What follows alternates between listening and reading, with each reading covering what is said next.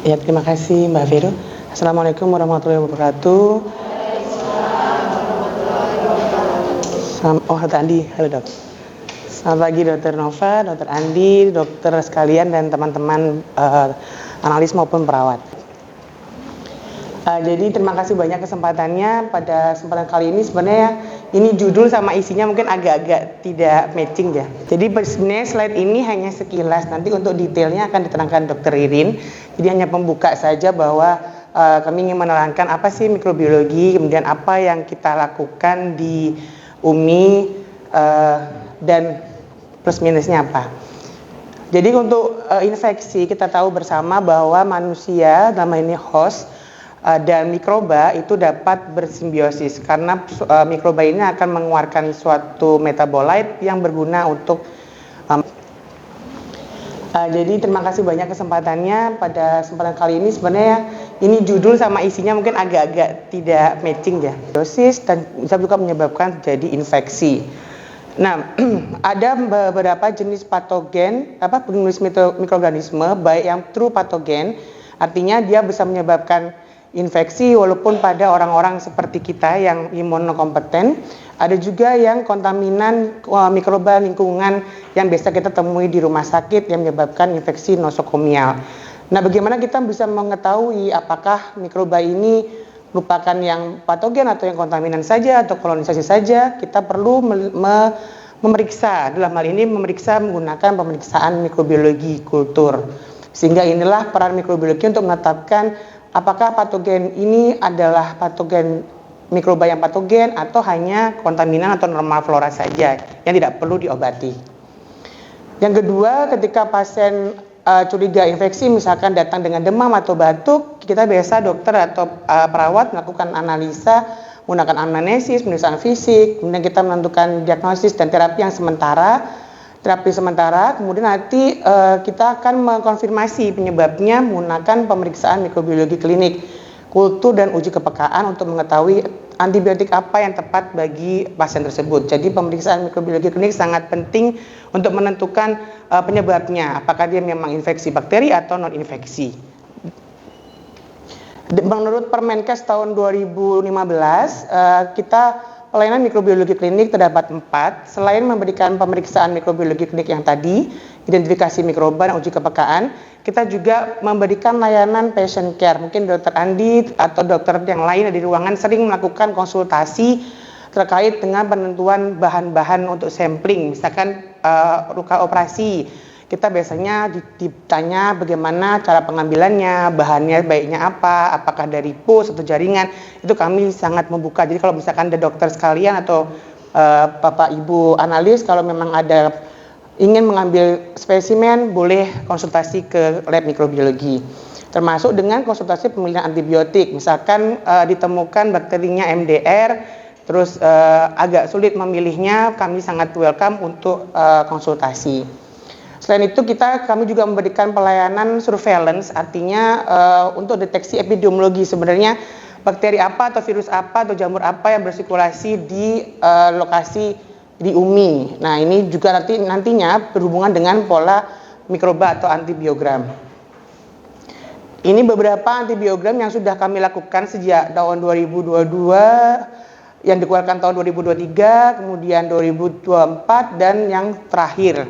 Yang terakhir ini nanti akan bergabung dengan PPAB dari PPRA. Jadi kita lihat antibiogram ini sebenarnya sangat penting Bapak Ibu. Jadi kenapa kita harus rajin melakukan kultur jika memang infeksi? Karena trennya mungkin tidak begitu jelas, tapi trennya antar bakterinya itu akan berubah di setiap waktunya. Begitu juga dengan pola kepekaannya. Sehingga antibiogram ini nanti diharapkan dapat memberi guideline untuk yang terapi sementara tadi. Sambil menunggu hasil kultur kan tidak tahu. Nah, kita bisa menggunakan antibiogram ini. Maka daripada itu, ini sangat penting. Kalau memang ada hasil kultur di rumah sakit itu sangat penting. Selain itu juga, mikro ini juga berperan dalam mengendalikan infeksi dan resistensi antibiotik. Tadi kalau misalkan ada pasien datang infeksi satu, dia bisa menularkan ke pasien yang lain biasanya dok. Bisa kita cegah dengan PPI. Dr. Ririn juga termasuk dalam tim PPI untuk mencegah terutama kejadian outbreak yang mungkin akan tidak kita inginkan. Begitu juga ketika kita sudah tahu infeksi, kita tahu antibiotiknya apa dari tadi pola kuman, dan masing-masing rumah sakit sebaiknya mempunyai PPAB yang sesuaikan dengan guideline rumah sakitnya. Kemudian dengan memantau resistensi antibiotik. Kenapa resistensi antibiotik itu penting? Berdasarkan antibiogram kita yang tahun 2025 Dok, kita lihat di sini Acinetobacter yang carbapenem resisten ini hampir 100% dari seluruh yang ditemukan. Artinya ini sudah banyak ya Dok, mayoritas ditemukan adalah resisten. Nah, kita tidak mau resisten ini terus meninggi kan Dok, makanya kita harus melakukan controlling. Controllingnya dengan apa ya? Dengan melakukan kultur yang benar.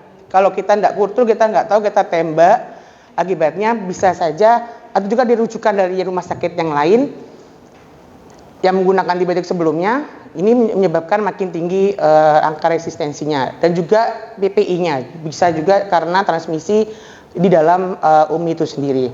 Kenapa antibiotik itu penting? Karena ini nggak begitu jelas ya.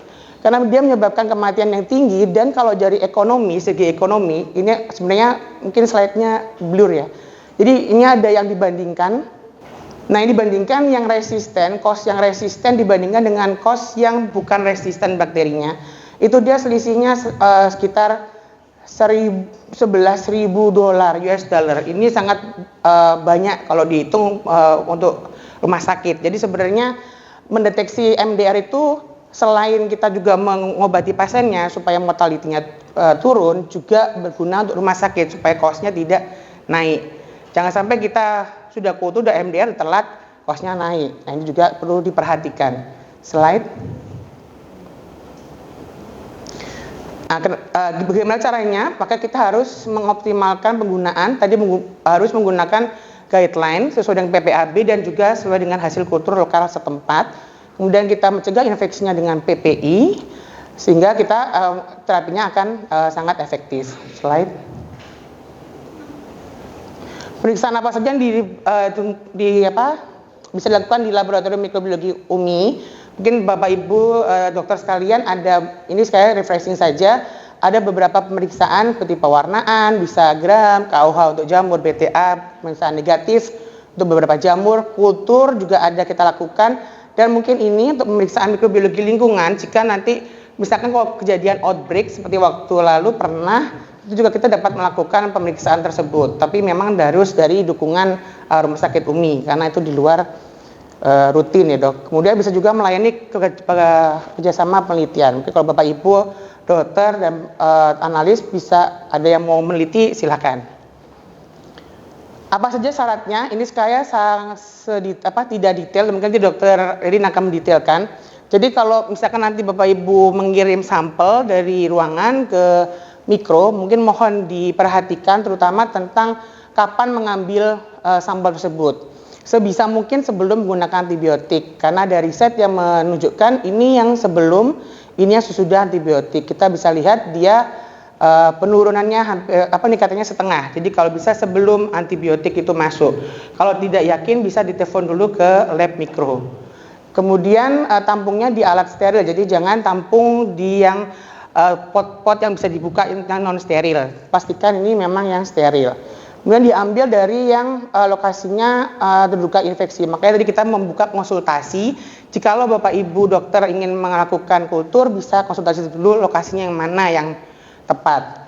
Kemudian volumenya sesuai. Ini mungkin yang masalah sampai sekarang, volumenya selalu kurang yang dikirimkan. Jadi sebaiknya volumenya itu nanti mungkin diterangkan Dr. Irin harus sesuai dengan guideline, karena peningkatan jumlah volume dengan peningkatan jumlah sisi itu meningkatkan possibility untuk deteksi bakterinya. Anggapannya tubuhnya luas, kalau diambil satu sisi hanya tercover yang sebelah kiri misalkan, sedangkan yang di kanan tidak tercover. Jadi akan sensitivitasnya akan meningkat jika dua sisi dan volume. Kemudian diberikan label dan dikirim secepatnya dalam kondisi yang sesuai. Nanti untuk pengirimannya juga bisa telepon ke bagian lab. Jangan lupa mengirim formulir. Sering kadang masuk terus formulirnya ketinggalan. Itu mohon dicek kembali. Ini mungkin kami berusaha membuatkan ringkasan di buku saku. Jika nanti Bapak Ibu ingin detail setelah acara ini, bisa membaca kembali di buku ini bagaimana cara pengiriman sampelnya. Dan ini jam pelayanan kami, ada beberapa yang suka menanyakan, jadi kami tayangkan. Mungkin kesimpulannya, jadi mikrobiologi ini berperan dalam diagnosis, terapi, dan juga pengendalian, dan sebisa mungkin jika memungkinkan lakukan kultur dan uji kepekaan sebelum memberikan antibiotik pada pasien-pasien yang dicurigai infeksi, supaya kita tadi mencegah resistensi yang mengurangi selain mortalitas dan juga ekonomis dari rumah sakit. Mungkin demikian, terima kasih. Wassalamualaikum warahmatullahi wabarakatuh.